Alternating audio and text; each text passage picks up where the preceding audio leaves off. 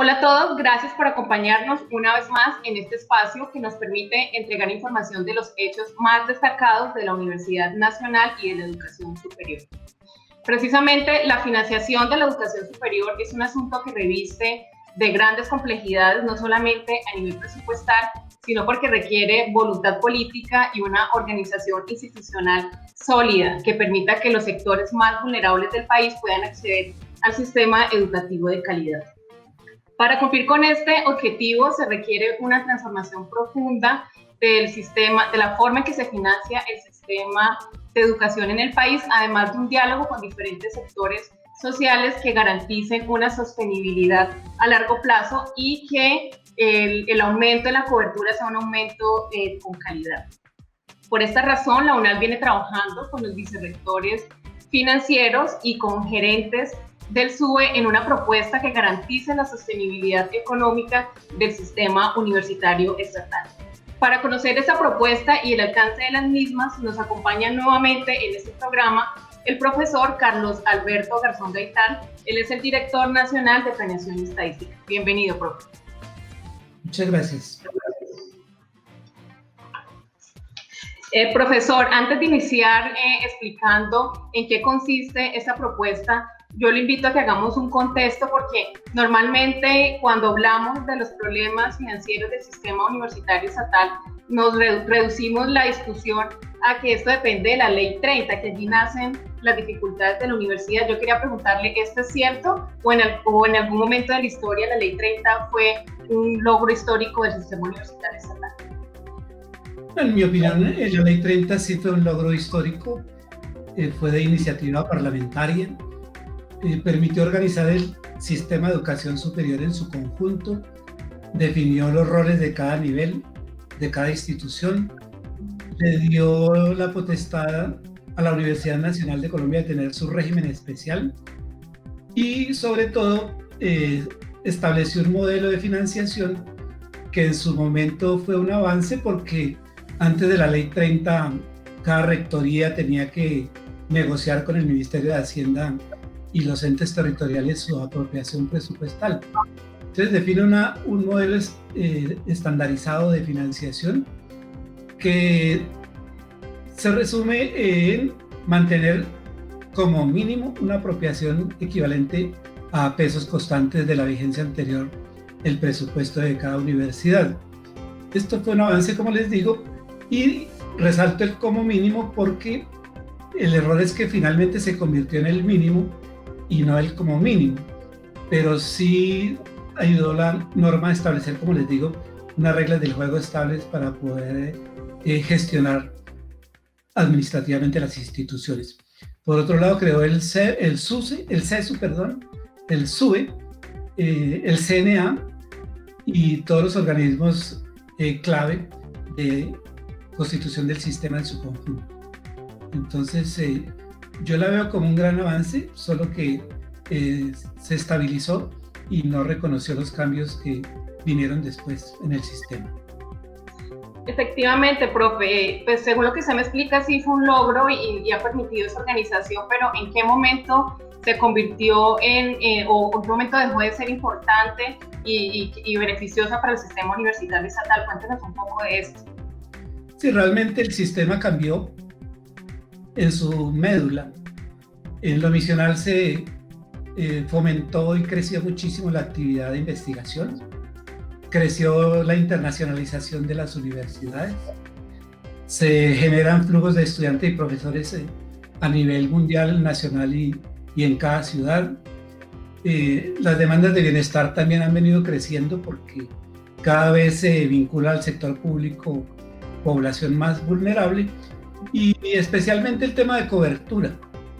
Desde la promulgación de la ley hasta 2016, la matrícula de conjunto de la educación superior creció en 284%, mientras que la financiación en el mismo periodo solo creció en el 70,3%. Es decir, que se presionó al sistema para que hiciéramos mucho más con un poquito más y realmente se empezaron a afectar ya variables de calidad que son muy importantes para el sistema.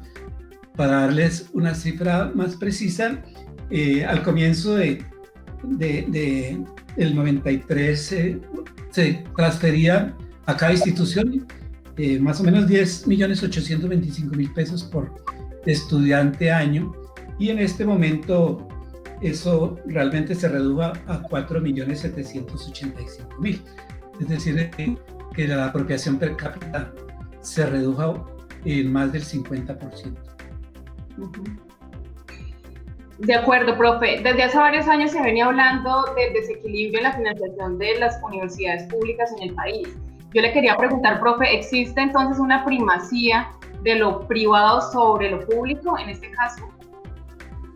Bueno, es importante diferenciar en el lenguaje lo que es el sistema de educación superior de lo que es el sistema universitario, porque recuerden que el sistema de educación superior incluye a las instituciones técnicas y tecnológicas y a las instituciones universitarias que tienen características distintas a las universidades. Una de las grandes diferencias es el terreno de la autonomía, pero obviamente en su misión también tienen diferencias sustanciales. Hay un hecho importante, y es que realmente sí ha perdido peso el sector público. Si lo miramos desde el punto de vista de las instituciones de educación superior, en este momento la participación de la matrícula pública es del 50,1%, puede ser del 51%, y en el 2010 era el 55,4%. Es decir, que aún considerando esos niveles técnicos y tecnológicos, sí se ha reducido el peso de lo público. Y la situación es mucho más grave a nivel universitario, porque en este momento, digamos, tomando las cifras de 2018, la matrícula universitaria solo representa el 39,5% de la matrícula universitaria total. Nosotros veníamos de una situación al revés. Hace unos 30 años lo público era más o menos el 65 y lo privado el 35, y como pueden ver ya estamos cerca de esa al 60-40 con una primacía de lo privado. Profesor, ¿cómo se puede reversar esta situación? Nosotros siempre hemos afirmado que los recursos existen. Si se quisiera realmente hacer que primara la oferta pública sobre el enfoque de demanda, ¿no? Pero sí se requieren recursos significativos. Hay unos datos que planteó el Acuerdo por lo Superior del CESU, que después presupuestó muy bien el Ministerio en una asesoría con el BID, pensando en el 2034. Hay una meta de llegar allí al 80% de cobertura bruta. En este momento estamos cerca al 52 o 53%. Y eso implica obviamente pues que se invierta deliberadamente en el sector público y no tanto pues con el mecanismo de financiación de la demanda. Obviamente sería imposible buscar un 50, digamos que desaparezca o que no se fortalezca la universidad privada, porque el Estado pues no tiene tanta capacidad financiera para soportar la cobertura, y es bueno esa mezcla de privado y público porque cada uno de nosotros tiene como sesgos distintos. Pero habría que crear con esa meta 886.000 nuevos cupos para estudiantes de educación superior, y si quisiéramos ser el 50% de ese crecimiento, pues tendríamos que crear 443.000 cupos en el sector público. Eso implica pasar de una inversión que tenemos en este momento, sumando todos los que le aportan a la educación superior, entiéndase el SENA, el Ministerio de Ciencia y Tecnología, regalías, etcétera, los créditos del ICFES. Si uno suma toda esa cifra, el dato para el año 2020 estaba en 11,2 billones de pesos. Y si quisiéramos alcanzar la meta 2034, tendríamos que invertir anualmente 18,8 billones. Eso quiere decir que habría que añadirle al sistema pues aproximadamente 7 billones adicionales, si realmente anuales, ¿no? Si queremos llegar a 7. Profesor, otro problema radica en la distribución de los recursos por parte del sistema universitario estatal. Explíquenos a todos, a la audiencia, cómo es esta distribución de esos recursos. La vía más fácil fue distribuir por inercia. Entonces se tomó la foto del año 92 de cómo se financiaba cada una de las instituciones y se indexaba año a año de esa manera, ¿no? De todas maneras, como lo mencioné en la respuesta anterior, pues la matrícula creció casi 4 veces más que la financiación. Pero el modelo inercial ha sido la característica básica. Los recursos adicionales que han llegado, pues ha sido un esfuerzo reciente de los últimos 2 periodos presidenciales, y esos recursos adicionales a los de la inercia sí se distribuyen de una manera diferente. Lo mismo pasa con los recursos del artículo 87 de la Ley 30, que son, se establecen en función del crecimiento del PIB. Ahí el Ministerio de hace unos 30 años, realmente es el que distribuye estos recursos, lo hace a través de indicadores. Pero finalmente, por la presión de las universidades pequeñas o jóvenes, pues cada vez se acerca más casi que a una distribución de esos recursos adicionales, dividiendo por 32 instituciones que éramos hasta hace 2 años. En este momento ya somos 34 instituciones. Entonces, los nuevos recursos también orientados a inversión siempre se distribuyen por otra vía diferente, usando indicadores, bolsas concursables, y son recursos a los que hay que aplicar mediante proyectos específicos. Pero para resumir, la inercia primada y todo lo adicional se distribuye buscando cerrar brechas entre instituciones que sí expresan, digamos, esa preocupación de que a una se les apropia muy poco per cápita, y mientras que a las 3 grandes, Nacional, Antioquia, Valle y en algunos casos UIS, se les da pues una gran parte del presupuesto de la nación. Profesor, como lo dijimos al inicio de este programa, es necesario modificar el modelo de asignación presupuestal estatal de las universidades públicas. Cuéntenos en qué consiste este modelo y cómo hacer esto en el país.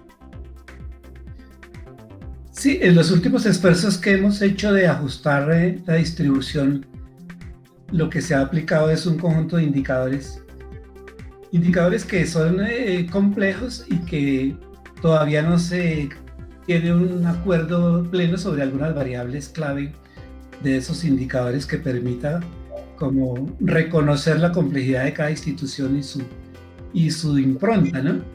Entonces, lo que hemos propuesto es un modelo que mantenga, independientemente de las demás, el juicio que se haga sobre cada institución independiente. Eso quiere decir que el modelo, aunque tiene una fórmula general, al aplicarlo a las variables de cada universidad, se reconoce lo específico de cada una de ellas. ¿Qué hemos hecho además de eso para ajustar la propuesta? La historia reciente ha mostrado que los costos de la educación superior pública crecen más que los costos de la educación privada, por un lado, y por otro lado, que el índice de costos de la educación superior siempre es superior a la inflación. Entonces, lo primero que estamos proponiendo, ya para hablar un poco de los cálculos, es que se indexe año a año con el índice de costos de la educación superior pública y no con la inflación. El segundo correctivo que se introduce es reconocer con presupuesto específico los incrementos en productividad de los profesores, derivados de la aplicación del decreto 1279, que estableció desde hace muchos años la manera de fomentar la productividad de los profesores. Pero el Estado nunca nos reconocía año a año esos nuevos costos que genera la productividad de los docentes, que significan realmente a veces 4 puntos por encima de la inflación. Y como no se financiaban, pues cada vez se va abriendo más la brecha de insostenibilidad de las universidades. Lo tercero que no reconocía la práctica anterior son los crecimientos de cobertura. Entonces era curioso porque cada gobierno pues plantea unas metas de cobertura grandes, pero no decía de dónde iban a salir los nuevos recursos y cómo cada universidad se comprometía con ese crecimiento. Entonces hemos incorporado en el modelo la parte de aumento de cobertura con sus implicaciones, porque también depende de si la cobertura crece a nivel de pregrado, a nivel de especialización, de maestría o de posgrado. Entonces hemos introducido en el modelo pues una manera de hacer una aproximación bastante seria a los costos reales per cápita y ir también con ese esquema cerrando brechas entre universidades, como les decía, porque la asignación per cápita entre ellas es bastante desigual, ¿no? Pero además dejamos explícitamente también una parte de la apropiación para un cierre de brechas en otros sentidos. Y el Estado entonces cada año apropiaría, o en cada Plan Nacional de Desarrollo, una parte de su inversión en cierre de brechas interinstitucionales y regionales, porque realmente hay mucha desigualdad entre instituciones, ¿no? Y también en la política del gobierno actual ha estado una apuesta por la ruralidad. La ruralidad pues adolece en Colombia de unas debilidades inmensas. Las brechas entre lo urbano y lo rural son abismales. Eso lo estamos viendo ahora en la pandemia. De manera que hemos estimado que educar a un estudiante de esas zonas rurales marginadas o educar a un estudiante de las zonas de frontera puede costar entre 30 y 100% más que educarlo en las grandes ciudades, ¿no? Entonces, parte de la matrícula, parte del aumento de cobertura iría a atender esas poblaciones, y en el modelo entonces incluimos ese sobrecosto que implicaría para las instituciones atenderlas con buena calidad.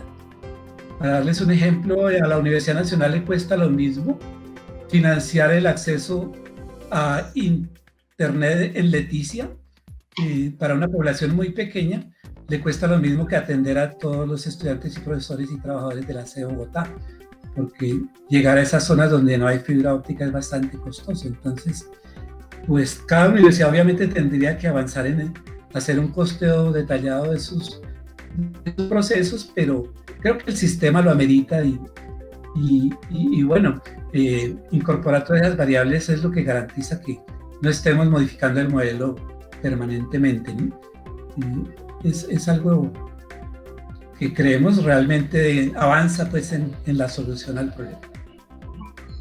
Profesor, me gustaría que usted hiciera énfasis porque la propuesta es dejar de usar el IPC, que es el índice de precios al consumidor, a pasar al índice de costos de educación superior provisto por el DANE. Cuéntenos en qué implicaciones tiene esto. Sí, como les decía, el DANE pues tiene una metodología de costos de la canasta familiar y ese es el índice de costos que se ha tomado siempre como referencia pues para muchas decisiones económicas año a año, ¿no?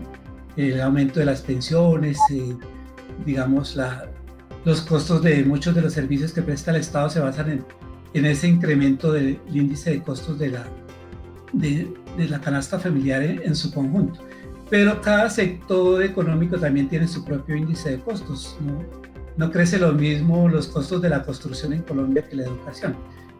Pero el DANE, desde hace muchos años, tiene el mecanismo de calcular realmente cuál ha sido el índice de crecimiento de los costos de la educación superior y provee ese dato con mucha rigurosidad y frecuencia, ¿no? Obviamente, pues podríamos, y eso estaba planteado, hacer una conversación técnica con el DANE para asegurarnos que realmente se están calculando, digamos, los costos objetivos de la educación superior. Y podría uno dejar alguna norma de precaución en caso de que en algún momento, aunque creo que es imposible, el índice de costos de la canasta familiar crezca por encima del índice de costos de la educación superior, como sucede en algunos países que desordenaron su economía, pues que se tomara el máximo entre los dos. Profesor, de ser aprobada esta propuesta, ¿cuánto tiempo requeriría para entrar en vigencia? También me gustaría saber qué hay que hacer para que se apruebe. ¿Cuál sería ese procedimiento? Sí, nosotros hemos optado por la vía parlamentaria. Ya hemos socializado también con el Ministerio de Educación la propuesta, pero nos parece que es más expedita por la vía parlamentaria. Además, requiere una ley especial porque la Ley 30 es de régimen estatutario, o sea que requiere un trámite legislativo diferente a otras leyes normales. Y pues esperamos que podamos avanzar en esta vigencia aprovechando ya la iniciativa que tiene un grupo de parlamentarios. de la Cámara. De todas maneras, parece que realmente debe, siendo estatutaria, entrar por Senado, pero ya varios senadores se han ofrecido a colaborarnos para ser ponentes de esta iniciativa. Los acuerdos que se hicieron entre el presidente actual y los estudiantes y profesores del sistema de educación superior en el año 2018, pues tienen vigencia hasta el año 2022, hasta el último año de este presidente, ¿no? Entonces ese sería como el límite máximo para tener aprobada y reglamentada la ley. Ese es como el horizonte de tiempo que hemos tenido. Y finalmente, pues en el modelo también como se trata de una primera prueba de un modelo sustancialmente distinto al anterior, pues se tiene que dejar previsto cuándo se revisa. Nosotros creemos que no es bueno revisarla cada vez que cambie el presidente, de manera que creo que vamos a proponer que se ajuste cada 12 años para irnos aproximando a un modelo cada vez más confiable y seguro. Profe, contémosle a nuestra audiencia por qué debe ser estudiada y aprobada esta propuesta. Bueno, primero cambia todo el paradigma de la financiación. Propuestas anteriores pues tienen algunos elementos comunes, pero este modelo es sustancialmente distinto. Aparentemente es complejo, pues mientras se explica y se asimila, pero pues matemáticamente es muy sencillo después de que se formule dinámicamente. Entonces las pruebas que hemos hecho pues con una base de datos en Excel sencilla, se parametriza todo el modelo y cada universidad va colocando sus datos y sus metas, porque como les decía, ahora no vamos a crecer si no hay presupuesto adicional. Ahora sabemos cuántos profesores nuevos necesitamos. Ese dato es muy importante porque para las metas de crecimiento que les comentaba del CESU, pues se requieren como 15,000 profesores nuevos con doctorado para todo el sistema de educación superior, y para el sector público cerca de 6,000 o 7,000 profesores nuevos con doctorado. Entonces, digamos, aquí está como resumida toda la complejidad del sistema de educación superior, y por eso pues realmente sí hay que estudiar esta propuesta y analizarla muy bien y prototiparla, aplicarla a cada institución con sus datos. Y hay otro reto adicional, y es que invitamos a todas las instituciones técnicas y tecnológicas para que también comprendan el modelo, lo enriquezcan y podamos extenderlo también a este tipo de instituciones que tiene obviamente características distintas, pero que el modelo puede ser bastante afín a lo que ellos requieren. Bueno, profesor, le agradecemos su participación en este programa. Hemos llegado al final. Esperamos que la audiencia haya comprendido este modelo de financiación que se está proponiendo desde el sistema universitario estatal. Muchísimas gracias, profe. No, gracias, Laura, por la invitación. Les informo además que vamos a aprovechar distintas estrategias para difundir el modelo, y mañana lo presentaremos en el Consejo Académico a toda la dirección de la universidad. Invitamos también a los representantes profesorales y estudiantiles para que busquemos espacios en donde podamos socializar más esta propuesta, y esperamos que realmente sea beneficiosa para la sostenibilidad del sistema de educación superior en su conjunto. Muchas gracias. Muchas gracias, profe. También agradecemos a toda la audiencia por su participación en este programa, y los esperamos en una próxima oportunidad para estar al día con todo lo que sucede en la Universidad Nacional de Colombia.